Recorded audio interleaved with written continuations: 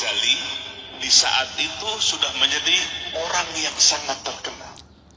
Kedudukannya adalah rektor Al-Nidham, universitas pertama di dunia namanya Al-Nidham di Baghdad. Beliau adalah sebagai rektornya. Ahli di bidang teologi, ahli di bidang filsafat, ahli di bidang fikih madhab Syafi'i. Itulah keahlian Imam Al-Ghazali. Adiknya namanya Ahmad Al-Ghazali.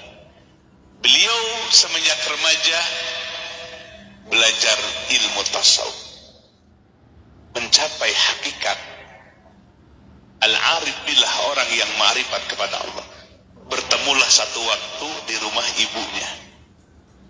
Jadi Imam Syafi'i, Imam Al-Ghazali dan Imam Muhammad Al-Ghazali dengan Ahmad Al-Ghazali salat. Imam Ghazali jadi imam, adiknya Ahmad Al-Ghazali jadi makmum. Ditulis oleh Syekh Nawawi dalam kitab Bidayatul Hidayah, Marokil Ubudiyah. Setelah selesai salam, adiknya sholat mu'adah, mengulang sholat. Merasa tidak sah bersama kakaknya. Imam Ghazali ngelihat adiknya sholat mu'adah, mengulang sholat.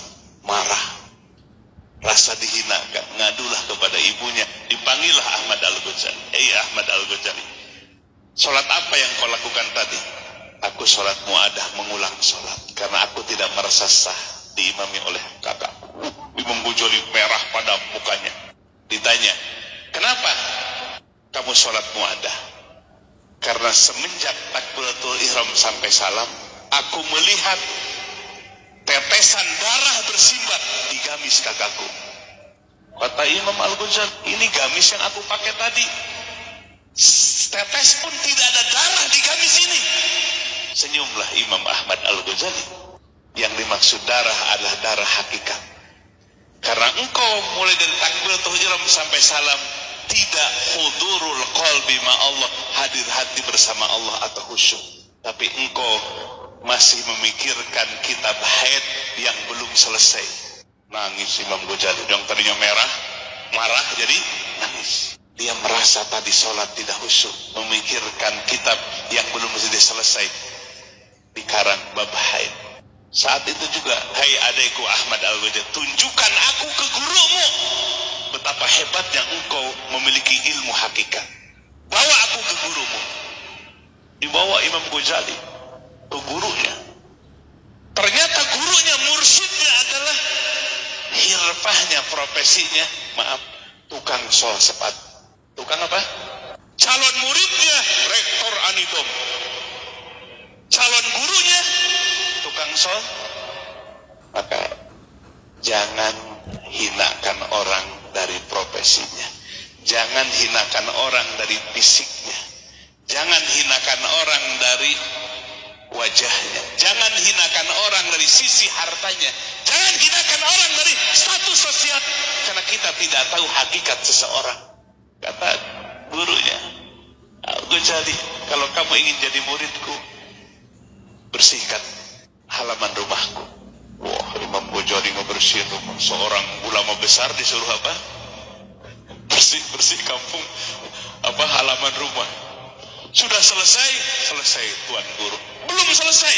Di sana ada kotoran manusia. Kau ambil itu, bersihkan itu tanpa menggunakan alat. Mikir Imam Ghazali, kalau sudah harus ngambil apa? Kotoran orang tanpa alas. Tapi dalam mikirnya kemudian Allah berikan ilham. Dulu gagal iblis suruh sujud ke Adam, yang dilihat Adamnya, bukan dilihat siapa yang memerintahkannya. Sadar. Akhirnya siap dia untuk apa? Mengambil kotoran itu. Sebelum sampai tangannya ke kotoran, stop Al-Ghazali, selesai kok. Sekarang kau pulang. Jadi guru pertamanya, mursyid pertamanya, itu yang ia ajarkan. Membersihkan hati. Tambah ilmu, bisa jadi tambah sombong. Tambah ilmu, bisa jadi tambah jauh dengan Allah. Itulah Imam Al-Ghazali menukil hadis Nabi dalam kitab Bidayatul Hidayahnya. Manizdada ilman walam yazdad hudan lam yazdad minallah illa bu'da. Barang siapa orang yang bertambah ilmunya tapi tidak tambah hidayah dan petunjuknya, tambah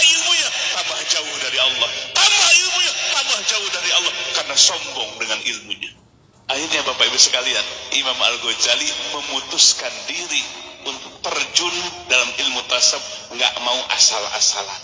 Apa yang beliau lakukan dalam kitab Al-Munqidh Minadh Dhalal, penyelamatan dari kesesatan, 12 tahun Imam Al-Ghazali berriyadhah dan bermujahadah di bawah bimbingan seorang mursyid. Salah satu riyadhah mujahadahnya, beliau pergi ke Damaskus, Suriah. Ada masjid di sana, beliau menyamar jadi tukang marbot masjid. Orang di situ, DKM di situ nggak tahu kalau itu Imam Al-Ghazali. Di siang hari, pagi, sore hari dia bersihkan masjid, WC masjid. Orang jamaah di situ membicarakan kehebatan Imam Al-Ghazali. Imam Ghazali sedang ngepel. Belajar tasawuf itu bukan hanya membaca kitab tasawuf, tapi praktek tasawuf, disebut riyadhah dan mujahadah.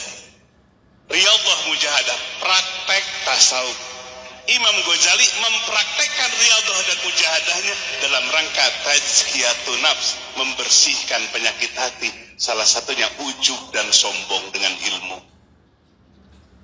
Orang di situ menyebut-nyebut keagungan Imam Ghazali. Imam Ghazalinya sedang ngepel, sedang nyapu. Di malam hari dia naik ke menara menulis kitab, jadilah kitab Ihya Ulumuddin, membersihkan hati Bapak Ibu sekalian. Bukan teori, bukan hanya baca kitab tasawuf, tapi praktek di tengah kehidupan, di tengah masyarakat. Mengeluarkan penyakit-penyakit hati, membersihkan penyakit-penyakit hati. Itulah namanya riyadhah mujahadah. Maka yang pertama, yang disebut hakikat ibadah adalah ketika bersih hati kita dari seluruh penyakit hati.